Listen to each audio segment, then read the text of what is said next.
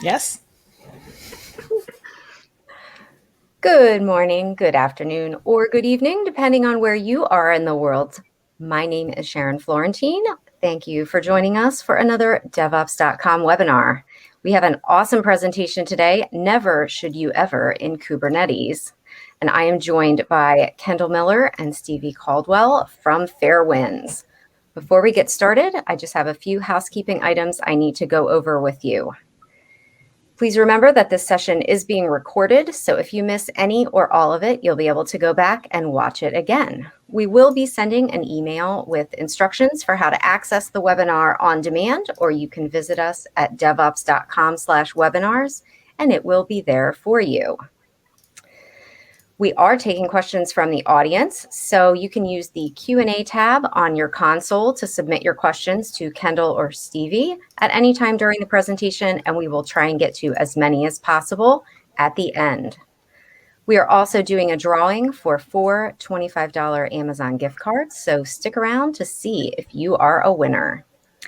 Finally, we have some polling questions for you today, so if you wouldn't mind, when you see those pop up, take a couple seconds and send us your responses. We would really appreciate it.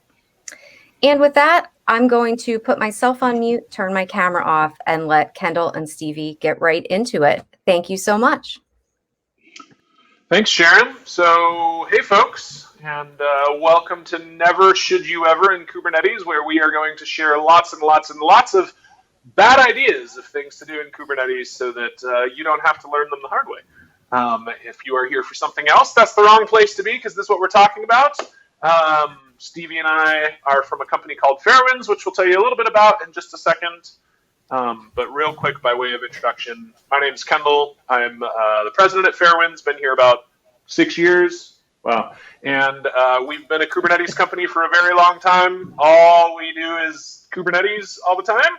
And so we've been talking about this for a long time. I'm excited to be here and share with you. Stevie, do you want to introduce yourself? Yeah. Hi, my name is Stevie Caldwell. I have been at Fairwinds for almost 2 years. It would be 2 years in the fall. And I have been working with Kubernetes for about 4 years or so. And yeah, I'm a senior SRE at Fairwinds when I'm not being a rock star in my private life. Wait, did that sound weird? As a musician, I'm a musician. No, that was awesome. I appreciated that. Stevie does help our company manage and maintain Kubernetes infrastructure across lots of clients and lots of places. So Stevie has seen, I won't say everything there is to see in Kubernetes, but she's gotten pretty close as it approaching everything. Now, well, a lot. We'll go there. So. Real quick, tell you about Fairwinds. So Fairwinds is interested in helping companies do Kubernetes right. So we provide software, services, and open source that covers all of that. If you are using Kubernetes, we have something that is beneficial to you. Our software comes from the fact that we have built and maintained Kubernetes infrastructure for lots of companies across lots of different environments and all 3 clouds, in all kinds of strange situations, and realize we can build the world's best infrastructure, but if what people are deploying into it is terrible, insecure, inefficient, etc., it doesn't matter all that much. So we have software that exposes that, helps your team succeed with that, policy, governance, security. We'll get a little bit more into that as we go. We have a whole bunch of open source projects because we maintain this infrastructure at big scale and see what are the macro problems that everybody's running into. So all kinds of things there for keeping add-ons up to date, managing role-based access control. Check out our open source on GitHub. We probably have something for you.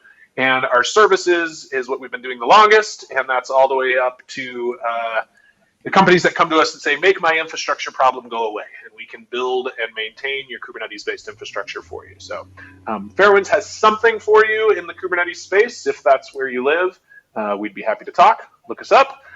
Before we get deep into the content, let's start with a poll so we have some understanding of where folks are at. Where are you in your Kubernetes journey? And I think we're going to launch. There we go. Yep. Sorry about that. No, it's okay. So we got a different couple options here. I'm learning about containers in Kubernetes. I'm planning on using it in 6 to 12 months. Only using it in testing or development environment. or I'm already using it in production, or I have no plans to use Kubernetes. So go ahead and spend a minute filling that out. Gives us a feeling for where you are. And then we also collate all this information across all of the webinars that we do, which helps us understand sort of where everybody is in the market in their Kubernetes journey.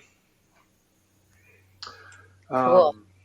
Yeah, this is really interesting. All right, I'm going to leave it up for just another couple seconds here because it looks like some people are still recording. But now I'm going to go ahead and close the poll.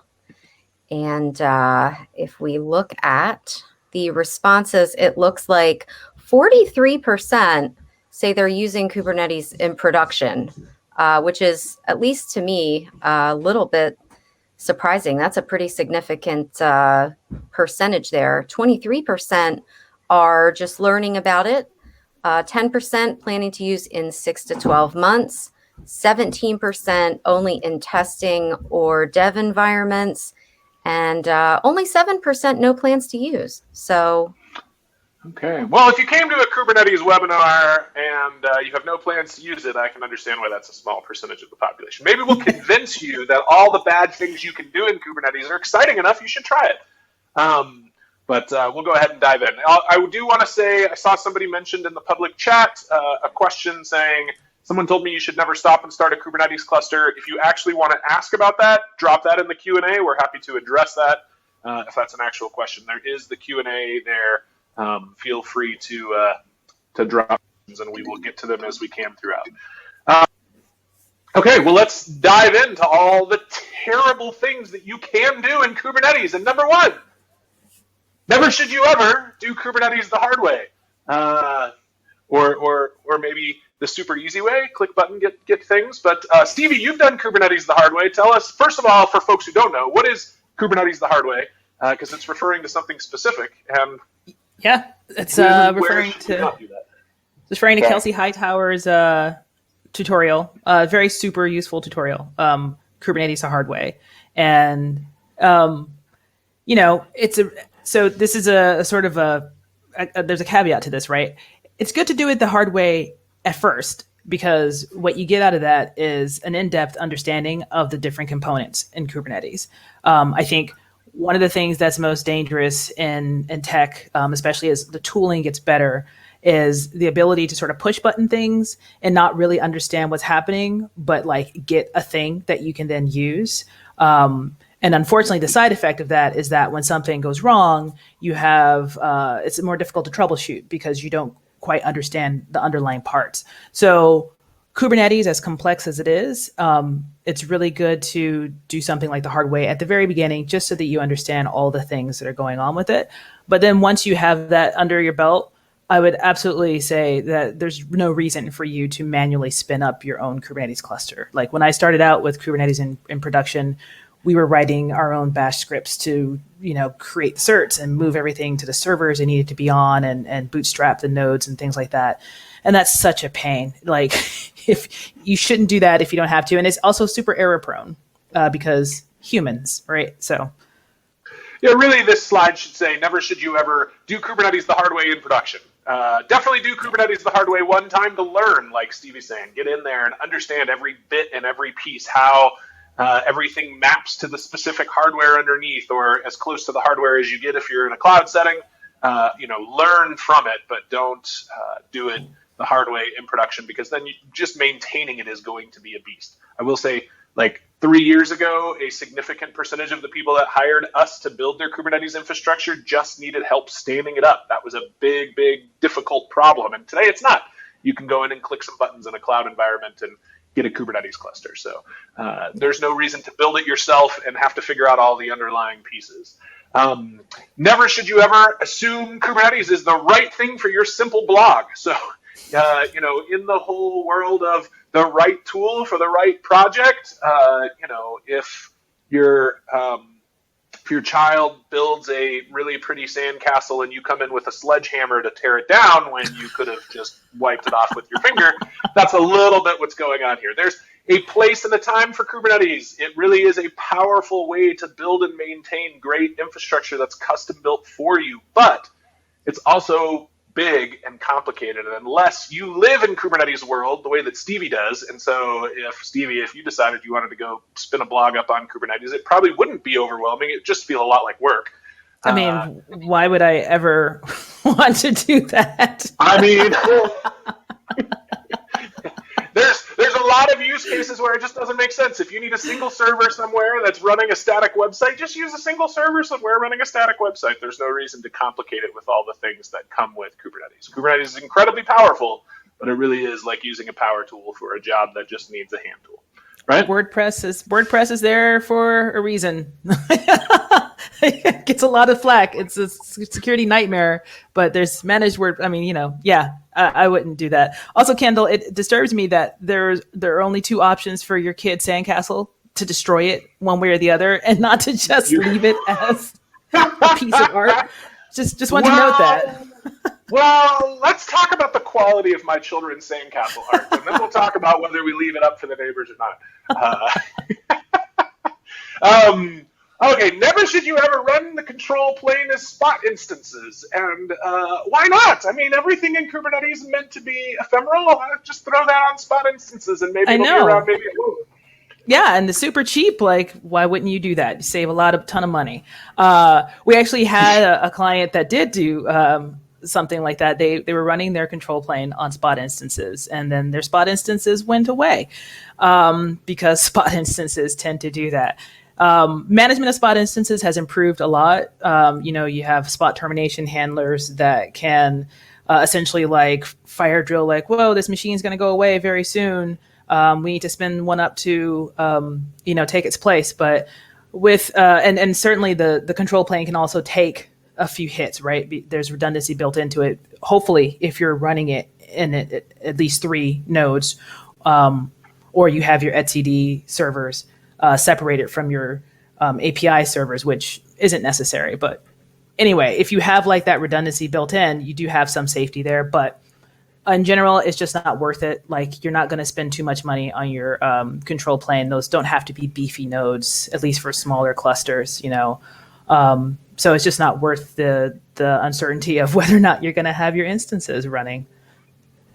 Yeah, well, and for folks that aren't super clear on that, the control plane is it's the piece that's going to control all the rest. And the beauty of Kubernetes is it is all ephemeral, and the control plane can handle all these pieces coming and going.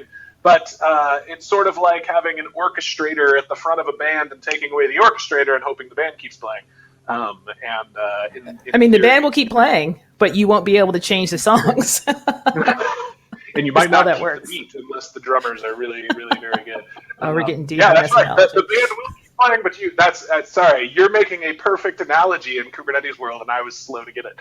That's perfect. Yes. Okay. Never should you ever run workloads on the control plane, but it sounds like a good idea, Stevie. It's called the control plane after all. Why shouldn't you run workloads on the control plane? I love that setup. I don't know if those of you that are running, Kubernetes in production, you've seen what your workloads can do. You've seen the different, the SKU in configuration for services, not setting resource limits, not setting, not setting proper pod permissions policies. You just don't want that on your control nodes. You don't want an out of control cron job suddenly taking down your API, one of your API servers, and like bogging down the whole cluster. You can do it. Like, there's nothing that says you can't, but in a production environment, especially, I wouldn't think you should. So yeah, never, ever. Never, ever. And so, to be clear, I mean, this is never should you ever, and everything in ops is a trade-off. Probably you can do all of these things. You can build Kubernetes the hard way in production. You can run your WordPress blog in Kubernetes. You can all of these things, but probably don't. Just shouldn't. Just save yourself a lot of trouble, because we've seen people be like, here's an edge case I should try, and that's maybe not what you should do with your production infrastructure, just as like a general rule. So before we move on to security, Stevie, we do have this question. Someone told me you should never stop and start a Kubernetes cluster. I assume that means like never completely turn it off and then turn it back on. And I don't think that's actually accurate. So can you maybe talk about that? Is the question clear to you? I mean, yeah, obviously, like the whole purpose, or I won't say the whole, but one of the big purposes behind Kubernetes is the idea that your workloads and all these things are ephemeral. So you don't have special little servers that do special jobs that if they crash or if they die, you're in a lot of trouble. So I'm assuming that, like you said, they're talking about the control plane. And yeah, I mean, the control plane, all the data for your cluster is held in etcd. And this goes back to a bit of what we were talking about running etcd on the same nodes as your API server or not. Most people run etcd on the API servers. If you shut down like all your API servers, that shuts down your etcd store as well. And so unless you've backed that up somewhere, you have essentially lost your cluster state, right? And so I think as a general rule, no, you should not ever shut down all of your control plane. Like there's not a reason to do so unless you're completely decommissioning your cluster. Again, if you have backups and that kind of thing, you can like restore it, but it's such a pain. It's really terrible to fight with etcd. So if you could avoid that and let etcd stay at quorum, that's for the best. So well, I mean, it's okay. A simple. Go ahead. I was just gonna say it's okay to like shut down and roll worker nodes, and it's okay to, roll your control plane nodes if you're doing an update and that kind of thing. But you don't actually want to take down the whole thing at one time. Turn the whole thing off. I mean, I think of it a little bit as, and I am not this may surprise you, nuclear expert, but shutting down a whole nuclear power plant to turn it back on is a lot more complicated than keeping something running, because it is a big, hairy machine that takes a lot of pieces moving.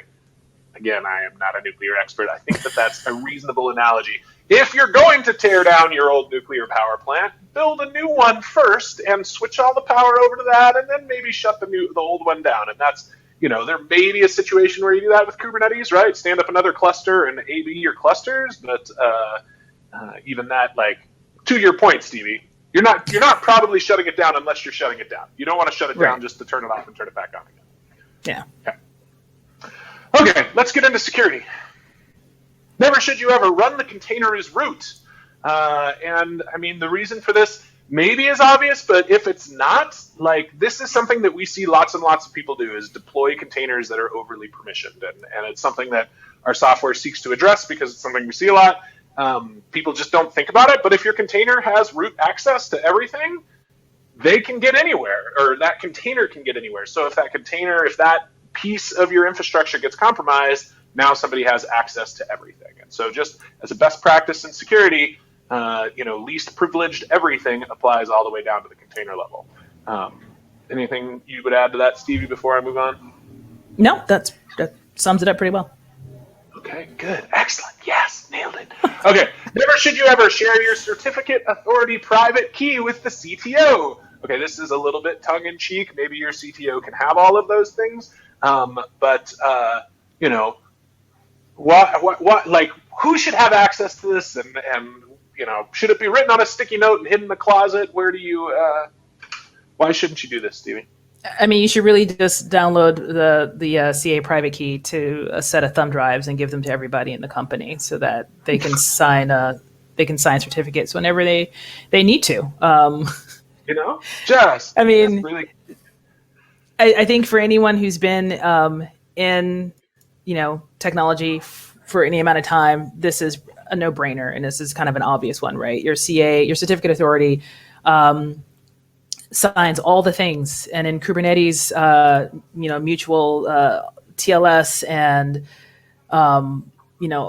that all the communication is encrypted between all the components that talk to the API server, the kubelet, the controller manager, the communication between the etcd servers and the API servers, like all that stuff is done with these keys. And if you have the main key that these keys all trust, then like you can do whatever you want, and you can create you can sign, you can create your own key and or create your own certificate and sign it with this key and get all kinds of access. So in general, the fewer people that have access to this, the better, because once the private key is compromised, the whole thing's just open for business. You don't want your infrastructure open for business, as a general rule. Never should you ever store all of your secrets in plain text in GitHub. And this is sort of the same thing to Stevie's point. Like, there's just no reason to have, secret. Like, okay, I know this is really obvious. A shocking number of people do this. It's a thing that happens, and there's a reason GitHub automatically sends you emails when it notices that secrets are being stored in your repo, and that's because they see it happen all the time too. Unless you have a really good reason, and the really good reason is not something. Stevie, do you have any examples? I can't think of a really good reason. I mean, I don't know how else is someone else supposed to know the password to the database though, if it's not in GitHub for them to get to. There's literally no other way to share the password for the production database other than to put it in GitHub. I mean, this is actually like, a lot of people, especially when they're starting off, will commit their manifest to GitHub, right? Because that's like their way of knowing that they can reproduce, their deployment or whatever.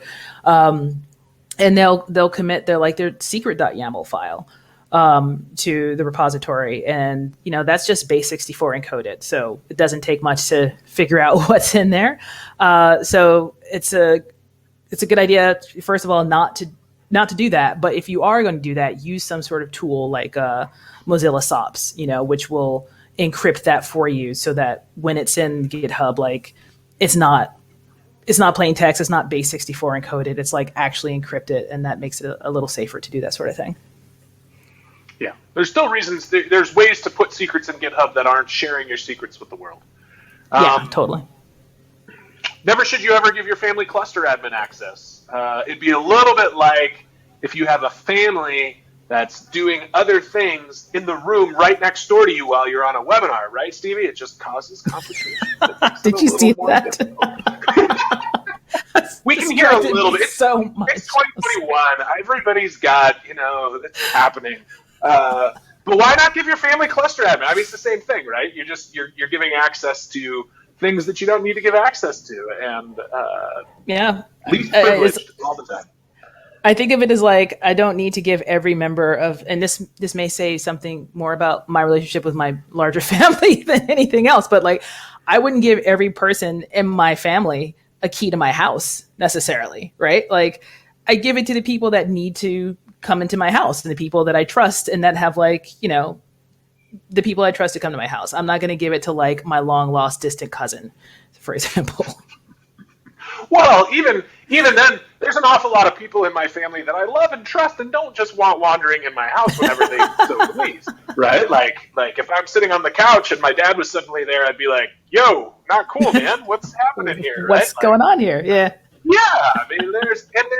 I mean, we joke about this, but there's an awful lot of folks out there who have somebody else living with them or another family member who knows how to access all this stuff. So, just keep it least privileged. You probably trust them most of the time. They're probably going to make good decisions. That's why, Uncle Jim doesn't live in a van right now, or whatever it is. But yeah, RBAC is your friend. RBAC is your friend. And if you have difficulty using RBAC, have we got a tool for you? One of our open source projects is called RBAC Manager, and it's because we see an awful lot of people have a difficult time manage role-based access control. So check that out on our GitHub if that's something that you're running into. Yeah. Reliability. We're moving on out of the security topic where we tell you not to give everybody access to all the things all the time, into reliability. So never should you ever configure all the things via a GUI. So there's an awful lot of software tools out there that make it, and this is building your entire infrastructure in GKE by clicking buttons and writing down, I clicked these buttons in these places, because then if you do have a disaster problem and you need to go back and recreate everything, you either need to find your list, really hope you remember all the settings that you made and get them right when you stand it back up. Or, there's just lots of problems there. There's a reason that infrastructure as code is a thing. But then we have these really clever little things in here that I have to read. You need to be able to click it or you get a ticket. Don't be thick, point and click. I'm you didn't I have feel like to read you're those. proud to be here for it. I'm really excited about the fact that we put both of these in here. But there is. I recognize that infrastructure as code is table stakes today. It should be table stakes, and there are an awful lot of people who still have not figured out infrastructure as code. If you configure everything in your GUI, you're going to have a hard time when you got to go back and reconfigure it, especially if the person who configured everything in a GUI leaves the company. And now you're just really guessing on how did we do this and how do we do it right and how do we get it back to what it was, and there's just going to be somebody in a corner crying, pressing all the buttons, trying over and over, getting repetitive stress syndrome in their elbow while they're trying to get the infrastructure right. I think I've beat that sufficiently, Stevie. Anything I'm missing? I think so. That evocative image at the end there was a good place to end. Thank you. Yes, I feel good about that. Never should you ever let your SRE do resume-driven development. Hey, Stevie, I heard that Rust is the new cool way to do all the things, so I'm here so I can build Rust. Or, hey, I want to do X in Kubernetes on top of Y on top of, why is this a bad idea? I mean, it's not a great idea to implement unproven and unknown tech on top of or within your production environment. Everything should be thoroughly tested. It's nothing wrong with looking at what's hot and what's new and trying it out and your test environments and seeing if it works for you. But just because someone comes out with a thing and everyone's like, "Woo, this is the next best thing. It's amazing." Don't immediately go out and just try and implement that in production and be like, "Yeah, that's the thing to do." Yeah. Well, I'm going to go pick on Netflix in specific here. Netflix built this tool, Spinnaker. Spinnaker is an amazing tool. And that needs to be finished by if you're Netflix or a company as big as complicated as Netflix. Spinnaker is the right tool for almost no one except for Netflix. Now, there's going to be exceptions for that. But if you really, really, really want your next job to be at Netflix, and so you really want to learn Spinnaker inside and out, so when you interview there next time, you're highly qualified to go. That's probably not the best reason to throw things in your production infrastructure. So on the reliability side, make good decisions based on tried and true, tested things that have wide adoption. I mean, we spoke to someone recently who's using something that's not Kubernetes and said it looked like a great tool at the time. Honestly, it does a great job, but since nobody else uses it, every time we run into a edge case, we have to go build something new because nobody else has built it before. Write a plugin ourselves because nobody's done it before. We can Google all around. We find the one other company that's run into this edge case with this tool set, and you just don't want to end up in that spot. Lean on things that are tried and true and widely adopted. That's why you should use Kubernetes. Honestly, it's becoming the wave of the future. Everybody's adopting it. It's like buying a Honda Civic because you can get that engine fixed everywhere. Right? Never should you ever run Docker Swarm on top of Nomad on top of Kubernetes. And this may not make a lot of sense to you because it doesn't make a lot of sense to me, and I've heard about people trying to do things like this, using one tool just to schedule and another tool to handle all the orchestration. And, there's all kinds of weird ways that people try to build these things. It goes a little bit to the same thing as resume-driven development and or that engineer that's like, here's a problem, we could solve it this way, but I've got an idea how we can spend 6 times longer solving it the complicated way. And boy, howdy, if we figure that out, we're going to be experts. I don't know. But if anything, decision related to your production environment starts with boy, howdy, maybe avoid that. Right? Reliability. Never should you ever Easter egg single points of failure. Maybe first talk about what Easter egging something means, Stevie. Um, this is more. I think that I can answer the question, but Easter eggs and the concept of Easter eggs are more your like. That was you. I Man. mean,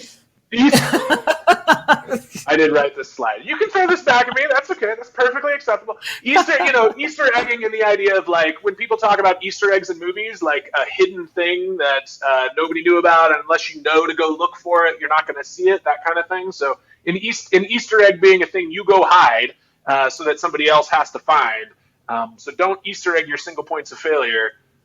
Does that help set context? Yeah. No, that was a good explanation because I would not have been able to put it that well. Yeah, I mean, essentially, like it's like picking up a rock and you see something underneath that rock. You put the rock back down and leave it for the next person to pick it up. Don't do that. It's just good to go through your cluster, and when you come across the things that are single points of failure, address them. Write them down, because the whole point of, well, again, I will say not the whole point, but a major point of running containers and running a container orchestration platform is that you're removing, you're making your application, your services redundant, and you're making, improving your failover ability and things like that.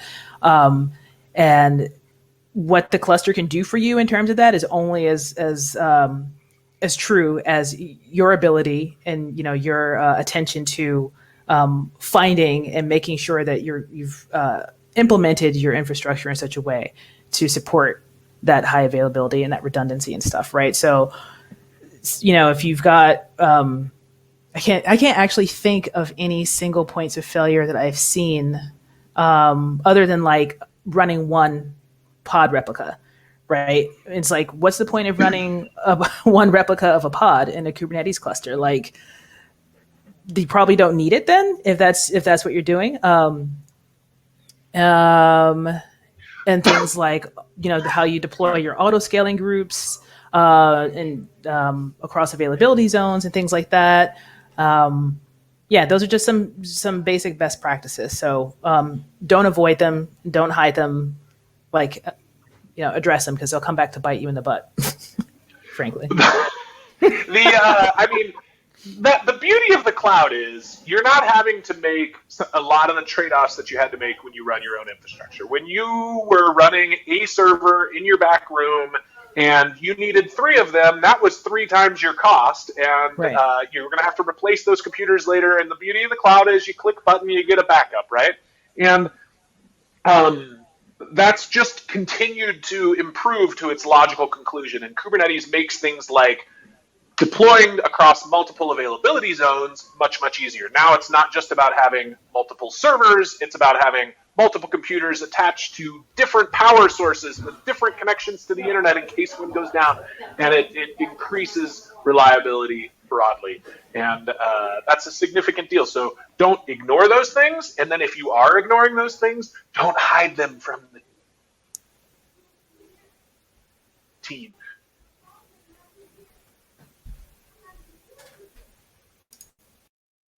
Because when you run into single points of failure that you don't know about, they're a lot more difficult to process. Okay, probably got to speed up a little bit here. Never should you ever hardcore IPs. You have internal DNS for a reason. Use internal DNS. It saves you a lot of trouble. Oh my gosh, if you're writing all the code all the time to connect to all of your persistent IPs just don't do that.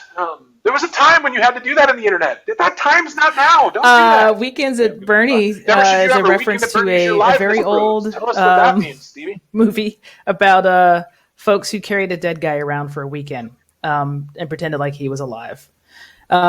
Essentially, this means, use liveness probes, use readiness probes. That's it in a nutshell.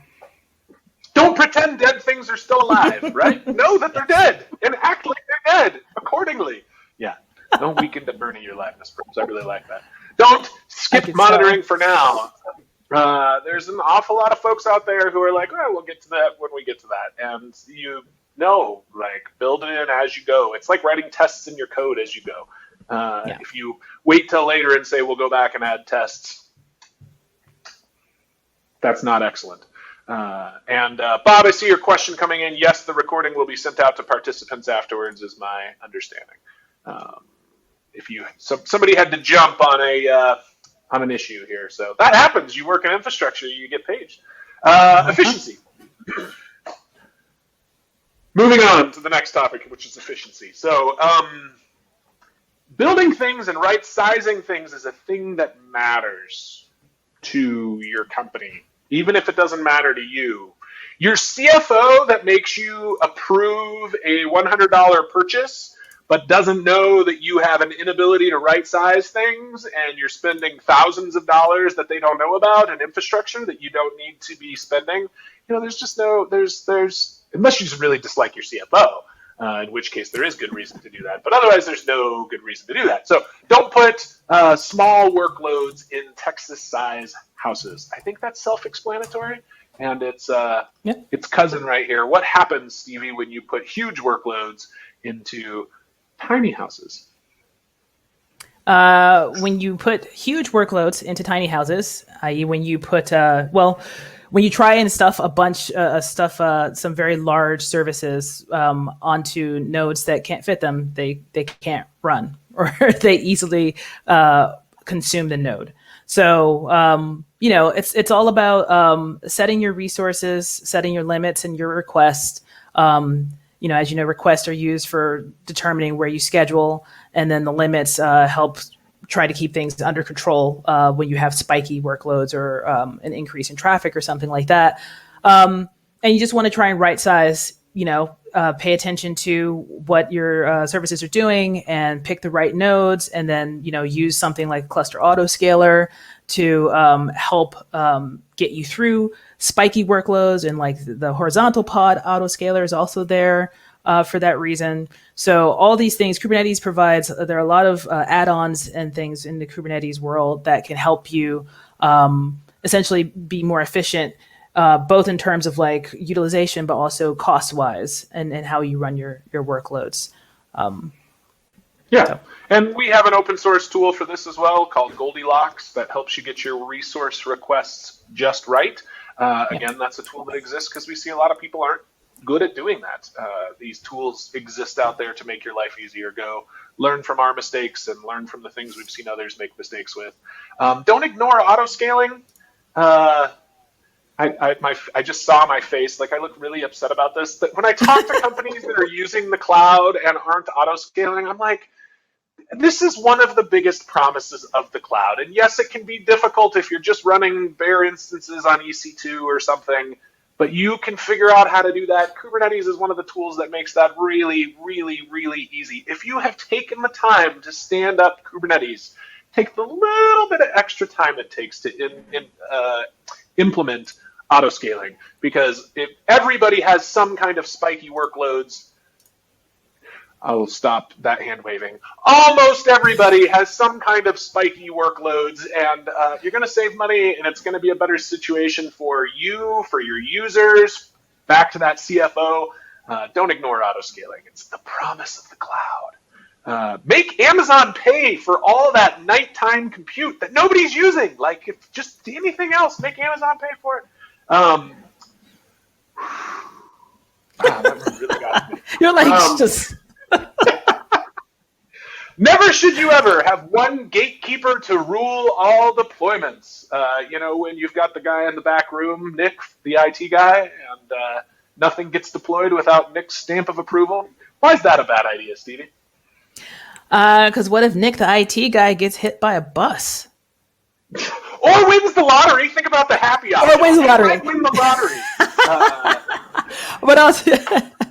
Yeah, see, now that says something about where my mind goes. But also, Nick, the IT guy, like, is one person. And, the obvious thing is really having, slowing down your velocity, right? If you've got one person who is the only person that knows how to deploy something to the cluster, the only person who knows how things work, then you've got like a bottleneck there. And so, we obviously fully support and think that everyone should employ CI/CD pipelines in their environments.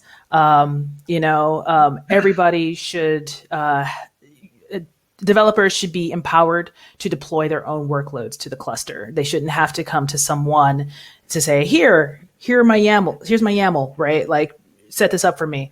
It just makes everything more efficient. It makes for better apps, because developers have to deal with the headaches of the things that they're deploying. And so, they learn about how to better, configure their applications, their microservices to run in the cluster, which takes a lot of, off of the admin's plate.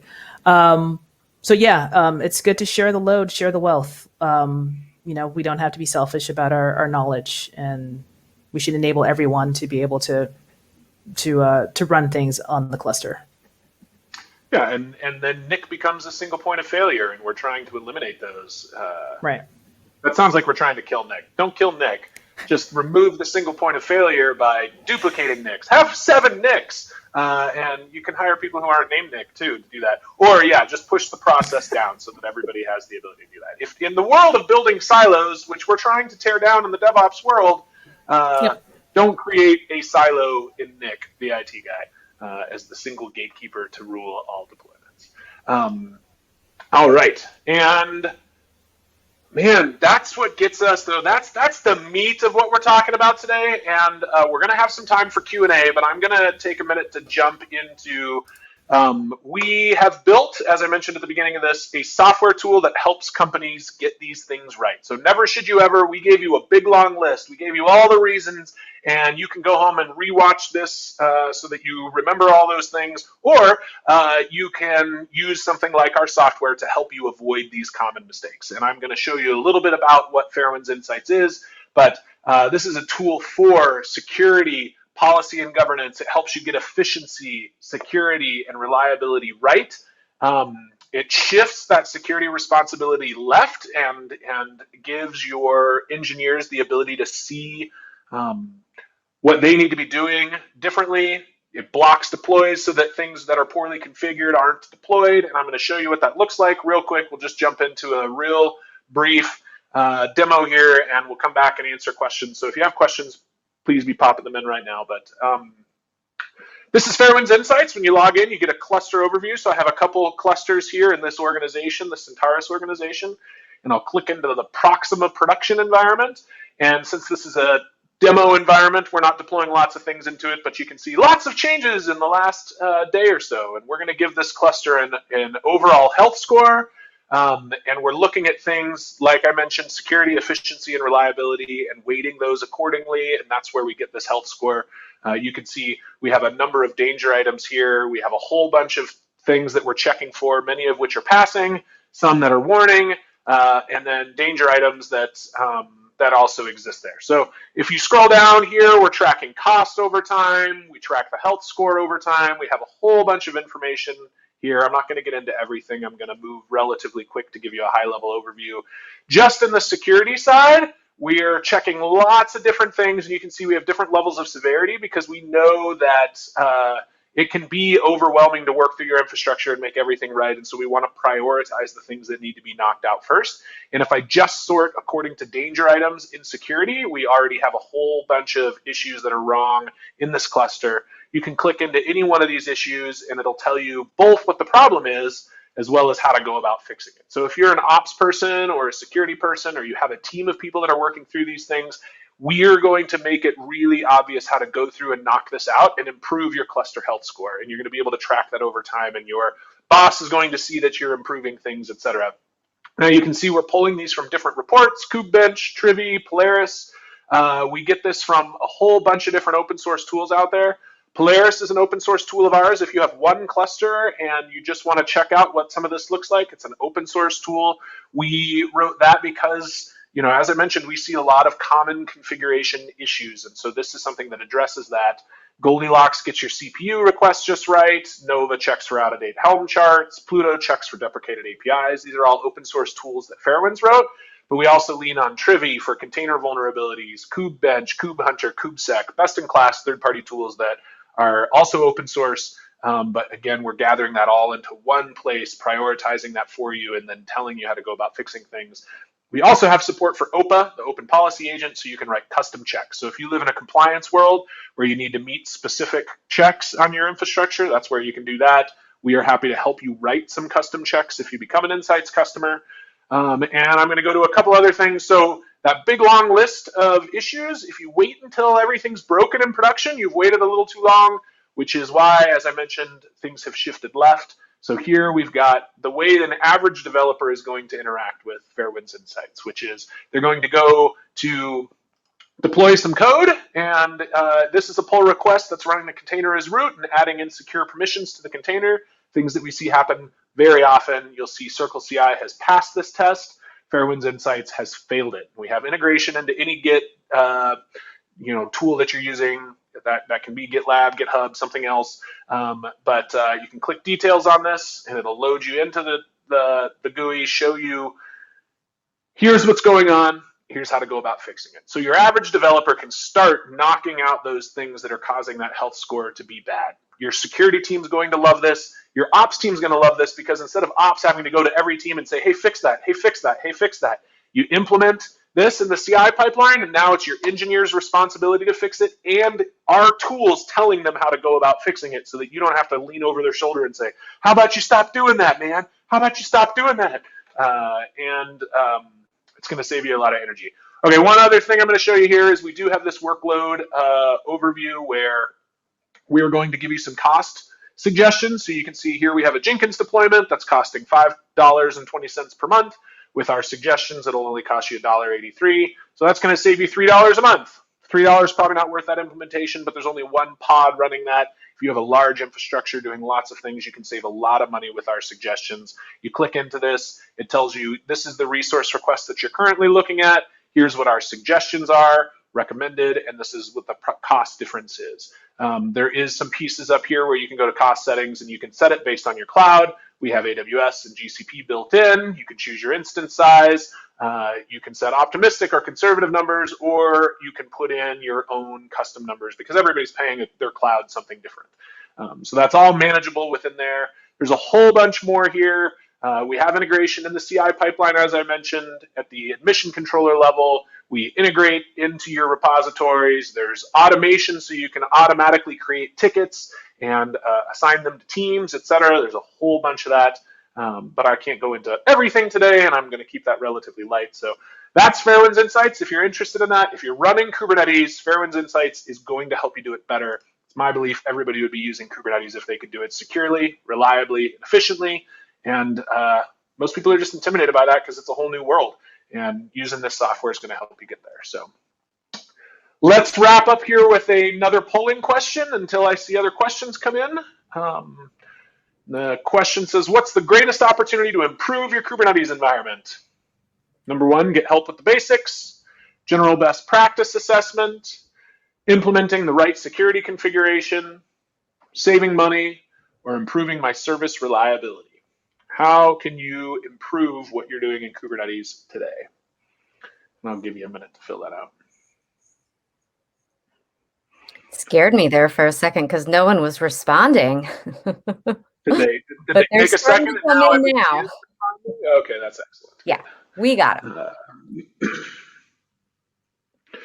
And I'm trying to dance in the background and make this exciting, but I'm kind of grayed out on my screen, which is what I'm assuming is happening for everybody. But yeah. I mean, I don't know if copyright would let us play like the Jeopardy theme song or something. But we could sing it poorly. Oh God, poorly is right. Do do do do do do. Come on, Stevie, give me a harmony. I think not, sir. We have a musician here, right? That's beautiful. That's like Mrs. Doubtfire singing the Jeopardy theme song. All right. Well, with that, I'm going to close the poll and go over here to the results. Kendall, can you see the results there? Yep, I'm just pulling them up. Okay, All right, so what's great. the greatest opportunity to improve your Kubernetes environment? Number one is get help with the basics, and that's with 31%. And number two is general best practice assessment. So if you need help with these things, first of all, Fairwinds has a service that addresses this. If you want help with the basics, we'll stand up that infrastructure for you. We have a way to answer questions for you if you want to do it yourself. We have trainings that we offer. You want a general best practice assessment, we can run insights on your infrastructure and tell you what you need to prioritize and knock out. We can also dig through a little bit manually and give you a report on some of those things, tell you all the things you're doing wrong. Learn from our mistakes. Don't do it wrong yourself, all of those things. We can save you a lot of time. So there's also saving money in there, improving service reliability. If any of this is stuff that you want to talk with us about, look up Fairwinds. It's fairwinds.com. But I think that's relatively obvious. And make sure I'm not seeing a whole lot of questions come through. We've got a few here we can get to in a second, but I'll wrap up with we do have some whole bunch of resources for you on the Fairwinds website. So you can check out our Kubernetes best practices white paper. Again, we have software that's going to reveal this. We have services that'll help you do this for you. But if you want to read through something and make sure you're avoiding common mistakes, we have a white paper written by a number of our SREs that can expose this for you. So thank you so much. And Sharon, I'm going to turn back over to you. Awesome. All right. So we do have a couple questions in here. I'm just going to start at the top and run through them. What are some key policies that everyone should have in place? Because I know we just went through what not to do, but maybe we can recap what to do. Oh, gosh. There's so much that you should do. It's hard to know even where to start. So again, I mean, the software is going to help expose a lot of the best practices there. There's things like, the thing I would press most for is service ownership. You can't scale a DevOps team to handle all of the problems. So build the tooling and processes from the beginning that allow your developers to click button, deploy code all the way into production. Even if they don't understand how the Kubernetes environment works, they don't need to. They need to know how to deploy into it and see that it's working. And they need to know how to deploy fixes when that happens. But and they need to carry pager for their own services. Stevie, what were you going to add? So to second what you were saying about enabling developers to, push button their code through. I think setting policies about the workloads that are going into your cluster, things like requiring that every workload has resources set, that it has a certain set of labels that makes it easier to identify, to whom you're deploying these workloads belong, what team it belongs to, especially in like larger organizations. Policies about whether or not the container needs to run as root, and about the privileges that are associated with containers, like those sort of security things, I think are important policies to have in place. Yeah. Don't over permission and over provision and over. Those are all the P's I have. Overpopulate. Start there. Overpopulate your cluster. Overplan. That's a good one. All right. So what's the most common security policy that gets ignored? I mean, I'm not sure that I have the macro data on what we see come through like that, but I think that probably it's just over permissioning. I think that's the thing that's probably most common. Stevie, would you agree with that? I was going to say that I think the two most common things are both, again, containers running as root, because some folks just aren't. That used to be the most common way, like it was just the default. And now that people are becoming more educated about containers and the security, risks, then folks are rewriting their containers, their Docker files to not run as root. And so a lot of folks aren't aware that you can run a container as anything other than root. So that's one of the things that I think. And then, permissions. I think, folks don't leverage RBAC to, like, they use it for the services that they deploy, but they don't realize they can also use it to help control people access to the cluster, what folks can do, namespaces they can get into. And so they sort of just give them full on cluster admin access and say, go forth. That's not great. Not everyone needs access to everything. So those are probably the two most common ones, I'd say. Okay. I think we probably got time for one more. So is there an average cost savings you've been able to help your clients achieve? Everybody wants to know the money question. Again, I don't know about average cost savings. I think that it's pretty common for, it is very common for folks to be over provisioned. The average developer, especially if they're responsible for deploying their service into their infrastructure, they don't want to be paged.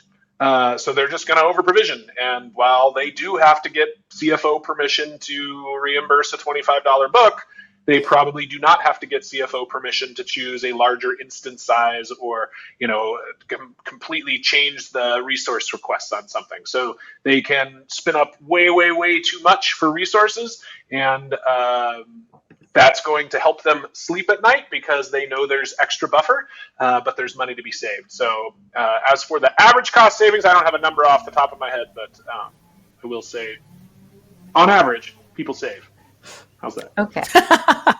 Yeah, I mean that's like a common trajectory that I've seen with lots of clients. When you start off with Kubernetes, you're just like, I just want to deploy, I want to get things out there, and I don't want to think about it too much. And then at some point, as you're starting to run like 30 nodes and things like that, and the bill starts getting higher, then you're like, oh, I might actually have to think about how I'm scaling these resources. And that's when that's a thing that we help out with a lot.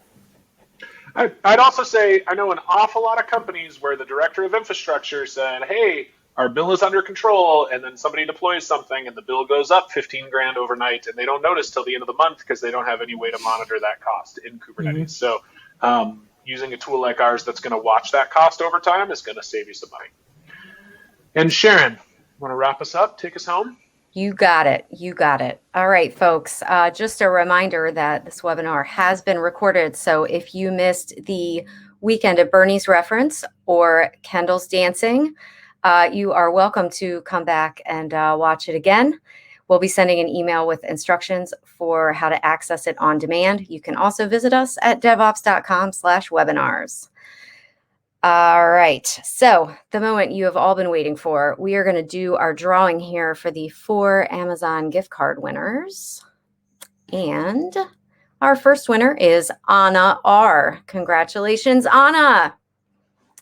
Next, we've got Flavio B. Congratulations, Flavio. And our third winner is Jan S. And finally, drum roll, Vitali B. Congratulations to all our winners. We're going to send an email to you with instructions for how to claim your gift card. If you don't see that email come through, please check your spam folders. All right. Thank you so much, Kendall and Stevie. Really appreciate all the awesome info. And this was a really fun webinar. Hope to see you again soon. And thank you very much. Thanks to the audience for spending an hour with us. And with that, I will sign off. Thank you. Thanks.